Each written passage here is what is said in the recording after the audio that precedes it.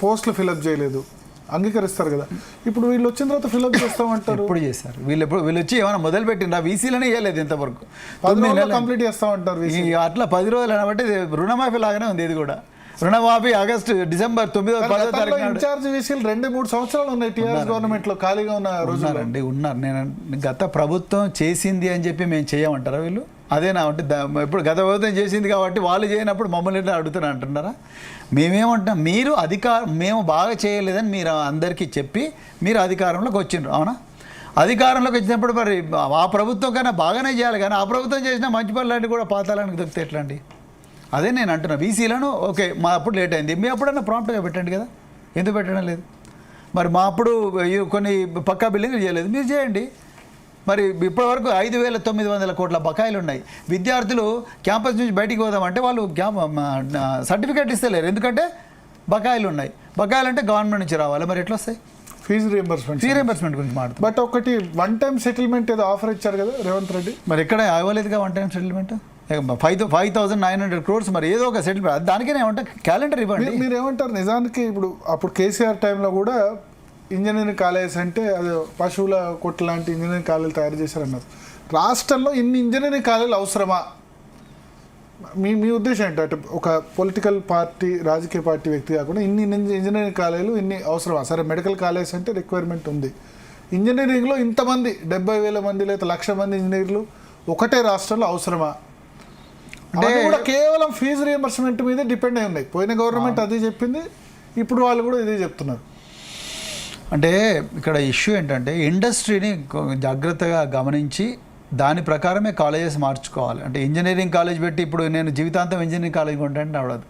ఇప్పుడు artificial intelligence వస్తుంది, machine learning వస్తుంది, నీ కరికులం అదంతా కూడా మార్చుకొని మారుతున్న ప్రపంచానికి అనుగుణంగా నువ్వు సిలబస్ మార్చుకొని విద్యార్థిని అటాక్ చేస్తే వస్తారు.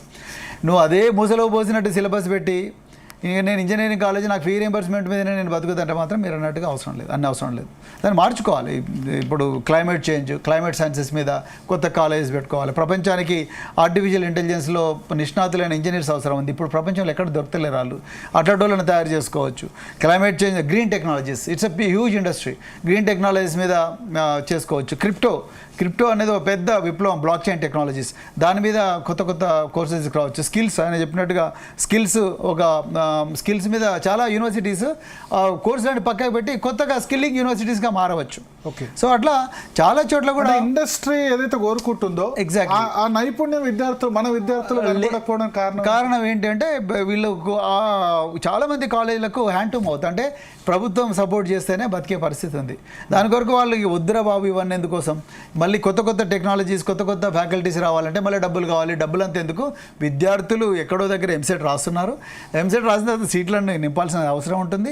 నింపాల్సిన వచ్చినప్పుడు మరి నింపిన తర్వాత డబ్బులు వస్తాయి కాబట్టి డబ్బులు వచ్చినప్పుడు ఇద్దామని. ఇన్ని ఇంజనీరింగ్ కాలేజ్ అయితే అవసరం లేదండి, పెద్దగా అవసరం లేదు, ఇన్ని అవసరం లేదు. వాటిని మార్చాలంటే నేను బిల్డింగులు ఉన్నాయి, ఆ బిల్డింగ్ కూలగొట్టాల్సిన అవసరం లేదు, కానీ వాటిని రూపాంతరం చేసి గ్రీన్ టెక్నాలజీస్కి తీసుకురావచ్చు, లేకపోతే బ్లాక్ చైన్ మీద తీసుకురావచ్చు, లేకపోతే కౌన్సిలింగ్ మీద తీసుకురావచ్చు. ఇప్పుడు 2040లో non communicable diseases are going to be the global disaster. 2040-50 మధ్యలో టెక్నాలజీ పెరిగే కొద్దీ మనిషికి సంబంధాలు తగ్గిపోయి మనిషి కూర్చున్న చోటనే అన్ని పనులు చేస్తున్నాడు కాబట్టి ఇవాళ మనిషి ఆరోగ్యం చెడిపోతుంది. కాబట్టి నాన్ కమ్యూనికబుల్ డిసీజ్ ఎక్కువ అవుతుంది కాబట్టి దాని మీద విపరీతంగా రీసెర్చ్ జరగాలని చెప్తుంది. చాలా ఇంజనీరింగ్ కాలేజ్ రీసెర్చ్ కాలేజ్గా మార్చవచ్చు, టీచింగ్ పక్క పెట్టి రీసెర్చ్ ల్యాబొరేటరీస్గా మార్చవచ్చు. అసలు మన దగ్గర రీసెర్చ్ ఎక్కడుందండి? తెలంగాణలో కానీ ఇండియాలోనే లేదు. తెలంగాణలో అయితే పెద్దగా రీసెర్చ్ జరుగుతున్న దాఖలాలు అంటే కొత్త ఆవిష్కరణలు తక్కువగా జరుగుతున్నాయి.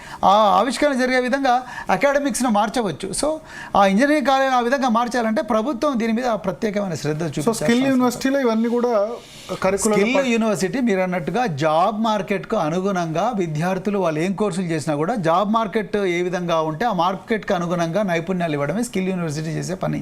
అదేవిధంగా క్యాంపస్ ప్లేస్మెంట్స్ కూడా ఎక్కువగా ఇప్పిస్తుంది. ఇప్పుడున్న కాలేజెస్కి ఆ పరిస్థితి లేదు కాబట్టి. సో అంటే ఇప్పుడు జనరల్గా దేశవ్యాప్తంగా జరుగుతున్న చర్చ ఏంటంటే 83% మంది ఇంజనీరింగ్ గ్రాడ్యుయేట్స్ ఈ దేశంలో ఎంప్లాయబుల్ కాదు అని అంటున్నారు. ఓకే, సో వాళ్ళ ఎంప్లాయబిలిటీ పెంచాలంటే తప్పకుండా ఫస్ట్ ఇయర్ నుంచే స్కిల్లింగ్ అనేది మొదలు కావాలి. నన్ను అడిగితే 10th క్లాస్ నుంచే స్కిల్లింగ్ మొదలు కావాలి. సో ఆ 10th క్లాస్ నుంచి స్కిల్లింగ్ మొదలయ్యే పరిస్థితి లేదు. దాని కనీసం ఇంటర్మీడియట్ అయిపోయిన తర్వాత డిగ్రీలోనే స్కిల్లింగ్ చేయాలనేదే ఏ ప్రభుత్వమైనా ఆలోచిస్తుంది. సో అప్పుడే అందుకొరకే తెలంగాణ గవర్నమెంట్ అప్పుడు కేసీఆర్ గారి హయాంలో కూడా Telangana institute of skill and excellence అనే టాస్క్ అని ఒక ఆర్గనైజేషన్ పెట్టింది, వి హబ్ అని ఒక ఆర్గనైజేషన్ పెట్టింది, టీ హబ్ అని ఒక ఆర్గనైజేషన్ పెట్టి ఇప్పుడు వీళ్ళు స్కిల్ యూనివర్సిటీ పెట్టారు. ఓకే ఫైన్, వీళ్ళు స్కిల్ యూనివర్సిటీ పెట్టారు. I wish them all the best. మంచిదే, మంచి ఆలోచన అది. సార్ స్పోర్ట్స్ విషయానికి వద్దాం. మాలావత్ పూర్ణ ఎవరెస్ట్ ఎక్కింది మీ హయాంలోనే. అవును. సో ఇప్పుడు మొన్న ఒలింపిక్స్లో చూస్తే హర్యానా నుంచే మోస్ట్లీ మెడల్స్ ఒలింపిక్ మెడలిస్టులు ఉన్నారు. సరే బ్యాడ్మింటన్లో దానిలో మనం పర్ఫార్మెన్స్ చేస్తున్నాం, బట్ ఓవరాల్గా చాలా క్రీడలు వెనుకబడింది. అవును. సో స్పోర్ట్స్ విషయంలో ఎట్లా ఎంకరేజ్ చేయాలంటారు మీరు అన్నట్టు? ఇప్పుడు స్పోర్ట్స్ పర్సన్కు సపరేట్ మెస్ కానీ అది కానీ చాలా టాలెంట్ ఉంది మన దగ్గర, బట్ వాళ్ళని ఎట్లా ఈ స్పోర్ట్స్ యూనివర్సిటీ విషయంలో మీరు భరత్ గారు, టాలెంట్ ఎక్కడైనా ఉంటుంది. టాలెంట్ సోమాలియాలో ఉంది, టాలెంట్ ఇథియోపియాలో ఉంది, టాలెంట్ కెన్యాలో ఉంది, టాలెంట్ తెలంగాణలో కూడా ఉంది. ప్రాబ్లం ఏంటంటే ప్రభుత్వాల ప్రయారిటీ ఇది కాదు. ప్రయారిటీ ఇది కానంత వరకు ఎవరు పట్టించుకోరు. ఇలా స్పోర్ట్స్ డిపార్ట్మెంట్కు ఎంత బడ్జెట్ వస్తుంది చూడండి. అసలు స్పోర్ట్స్కి ఒక డిపార్ట్మెంట్ ఉందని కూడా తెలియదు. ఓన్లీ మనకు తెలిసిందంతా తెలంగాణ అకాడమీ ఆఫ్ స్పోర్ట్స్, లేకపోతే స్పోర్ట్స్ అథారిటీ ఆఫ్ తెలంగాణ. ఇంతమంది స్పోర్ట్స్ అథారిటీ ఆఫ్ ఆంధ్రప్రదేశ్ అనే వాళ్ళు రాష్ట్రం విడిపోయిన తర్వాత తెలంగాణ అయింది. సో దానికి ఎంత బడ్జెట్ వస్తుంది? వాళ్ళ జీతాల వరకే బడ్జెట్ వస్తుంది. వాళ్ళ ఆఫీసులో ఏసీ ఛార్జెస్ లేకపోతే కరెంట్ ఛార్జీల వరకు వస్తుంది. ఇంకా అంతే, దాని తర్వాత ఎక్కడ బడ్జెట్ రాదు. అంటే ఏ ప్రభుత్వాన్ని నిందించడం లేదు, ఒక పాలసీ మీద మాట్లాడుతున్నాను నేను. సో కానీ ఆ విధంగా స్పోర్ట్స్ పర్సన్స్ రారండి. స్పోర్ట్స్ అనేది మన కల్చర్లో భాగం కావాలి. కల్చర్లో భాగం కావాలంటే ప్రభుత్వము స్పోర్ట్స్ డిపార్ట్మెంటు పెద్ద ఎత్తున డబ్బుల మూటలు వెనుక పెట్టుకొని ఊర్లలకు టాలెంట్ సెర్చ్ కోసం పోయి ఊర్లలో చదువు రాకపోయినా పర్వాలేదు, పరిగెట్టే వాళ్ళు ఉంటారు. స్కూళ్ళ నుంచి డ్రాప్ అవుట్ అయినా పర్లేదు, వాళ్ళకి కబడ్డీ బాగా ఆడేవాళ్ళు ఉంటారు. మంచిగా పొలాలలో బాయిలలో ఈత కొట్టేటోళ్ళు ఉంటారు, నదులలో ఈత కొట్టేటోళ్ళు ఉంటారు. ఇక్కడ నల్గొండ తర్వాత ఇటువైపు ఖమ్మం వైపు కెనాల్స్ బాగున్నాయి కాబట్టి కరీంనగర్ వైపు కెనాలలో ఈత కొట్టేటోళ్ళు పిల్లలు ఉంటారు. స్వాభావికంగా నేర్చుకుంటారు. కొంతమందికి బాడీ డిస్పోజిషన్ ఫేవరబుల్గా ఉంటుంది. అటవీ ప్రాంతాల్లో మనకు జావలిన్ త్రో కానీ లేకపోతే ఆర్చరీ కానీ ఇట్లాంటి వాళ్ళు బాగుంటారు, రైట్? సో అట్లా ఎవరెవరైతే బాడీ సౌష్ఠవం కానీ వాళ్ళ సంస్కృతిలో ఆటలనే ఒక భాగస్వామ్యమైనవో అలాంటి వాళ్ళందరినీ, టాలెంటెడ్ పిల్లలందరినీ కూడా ఒక దగ్గరికి తీసుకొచ్చి వాళ్ళకు అద్భుతమైన సౌకర్యాలు ఇవ్వాలి. మీరు ఇలా హకీంపేట స్పోర్ట్స్ స్కూల్కోండి, షామీర్పేటలో ఉందనుకుంటే స్కూల్, అది షామీర్పేట స్పోర్ట్స్ స్కూల్లో అత్యంత దయనీయంగా ఉంటుంది. అంత గొప్పగా ఏముండదు, ఫెసిలిటీస్ పెద్దగా ఉండవు. అలాంటిది కాకుండా దాన్ని అద్భుతంగా ఒక స్పోర్ట్స్ అకాడమీ పెట్టి, సెంట్రలైజ్డ్ అకాడమీ పెట్టి డిస్ట్రిక్ట్ లెవెల్లో కూడా మంచిగా స్టేడియంలు కట్టి, మండల్ లెవెల్లో మినీ స్టేడియం కట్టి ఎవరైనా రావచ్చు. పరిగెట్టే ప్రతి వ్యక్తికి ఒక జత బూట్లు గవర్నమెంట్ ఫ్రీగా ఇచ్చి, ఒక స్మార్ట్ వాచ్ ఇచ్చి, స్పోర్ట్స్ డ్రెస్సులు ఒక 2-3 ఇచ్చి, ఆ బూట్లు మంచిగా అతని పెర్ఫార్మెన్స్ బాగుండే కొద్దీ అతనికి క్యాష్ రివార్డ్స్ కూడా ఇచ్చి, వాళ్ళకి అలవెన్స్ కూడా ఇచ్చి, వాళ్ళకు అద్భుతంగా ఒక హాస్టల్స్ కట్టి, హాస్టల్స్కు professional sports authority of India నుంచి కానీ లేకపోతే ఇంకేదైనా స్పోర్ట్స్ బాడీస్ ఏవైతుంటే ఆ బాడీస్ నుంచి ఆథరైజ్డ్ కోచెస్ను పెడితే తప్పకుండా వస్తుంది. ఎట్లా ఐడెంటిఫై చేశారు మలావత్ పూర్ణ? నేను స్కూల్లో విపరీతంగా తిరిగి పిల్లలతో మాట్లాడాను. వాళ్ళు ఆడేటప్పుడు చూసినా, వాళ్ళు పరిగెట్టేటప్పుడు చూసినా, తర్వాత వాళ్ళందరికీ కలిపి కాంపిటీషన్స్ పెడితే నైపుణ్యం ఉన్న వాళ్ళందరూ బయటపడ్డాలని వాళ్ళందరూ భువనగిరి గుట్టల దగ్గర తీసుకపోతే అందరు చాలామందికి రాళ్ళు గుట్టలు అంటే భయం అవుతుంది. కానీ ఈ పిల్ల భయపడకుండా ఈ అమ్మాయి మొత్తం కూడా ఎక్కింది. అట్లా దాదాపుగా 100-200 మంది ఎక్కిండ్రు. అక్కడ ఉన్నారా? నేను అక్కడ ఉన్నా, భువనగిరి గుట్ట దగ్గర ఉన్నా. సో అవన్నీ చూసిన తర్వాత ఏదో బాగుంది అని చెప్పి, వీళ్ళు బాగానే ఉన్నారని చెప్పి వాళ్ళందరినీలో 20 మందిని తీసుకుపోయి మేము ఇక్కడ పంపించాము. ఇక్కడ డార్జిలింగ్ పంపించినాం. డార్జిలింగ్ నుంచి అక్కడ నిష్ణాతులైన వాళ్ళందరినీ తీసుకుపోయి లద్దాఖ్ పంపించినాం. లద్దాఖ్లో కూడా సర్వైవ్ అయిన వాళ్ళని ఎవరెస్ట్కి పంపించినాం. అంటే ఒక 4 లెవెల్లో స్క్రీనింగ్ జరిగింది. అట్లనే అగసారా నందిని అనే అమ్మాయి ఉంది. అగసారా నందిని అనే అమ్మాయి ఒక తండ్రి ఇస్త్రీ చేసుకుంటూ బతుకుతారు మల్కాజ్గిరిలో. అలాంటి అమ్మాయిని ఐడెంటిఫై చేసి నాగపూర్ రమేష్ అనే కోచ్ ఉంటాడు ఇక్కడ మన గచ్చిబౌలి స్టేడియంలో, ద్రోణాచార్య వాడి అతను. సో అతను తీసుకొస్తే అతన్ని ఆ అమ్మాయికి అడ్మిషన్ ఇచ్చి అమ్మాయికి కావాల్సిన మొత్తం ఫండ్స్ అంతా కూడా మేమే ఇచ్చాము. మిస్తే గచ్చిబౌలిలో ట్రైనింగ్ అవుతుండే. సో ఆ అమ్మాయి ఏషియా గేమ్స్లో బ్రాంజ్ మెడల్ తెచ్చుకున్నది. సో అట్లా చాలామందికి కూడా ఆ అట్లా అకాడమీస్ పెట్టి కంటిన్యూస్గా పోటీలు పెట్టే కొద్దీ మనకు ఎక్సలెన్స్ బయటపడతా ఉంటుంది. ఆ ఎక్సలెంట్ పిల్లలందరినీ కూడా తీసుకొచ్చి డబ్బులు ఎక్కువగా ఖర్చు చేసి వాళ్ళకి అన్ని ఎండ్ టు ఎండ్ ఇచ్చారు. టెన్షన్ పడ్డారా మాలావత్ పూర్ణ ఎవరెస్ట్ ఎక్కే సమయంలో? ఎందుకంటే చాలా రిస్కీ కదా, చిన్న పిల్లని అదేమన్నా అటు ఇటు ఏమైనా ప్రమాదం జరిగినా నా మీద పోతుంది.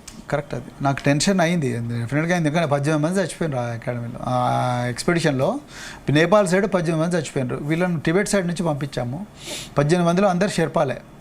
సో అప్పుడు నాకు భయమైంది, అంటే భయం కాలేదంటే అది అబద్ధం. సో భయమైంది. కానీ ఆ అమ్మాయిని అడిగిన, అమ్మ వచ్చేస్తారా అమ్మ అంటే, వద్దు సార్, నేను ఎవరెస్ట్ మీద కాలు పెట్టిన తర్వాత వస్తా, మీరే కదా మరి 10 కమాండ్మెంట్ చెప్పి I shall never give up అన్నారు, అది అని మొత్తం మీద పోయి పెట్టింది.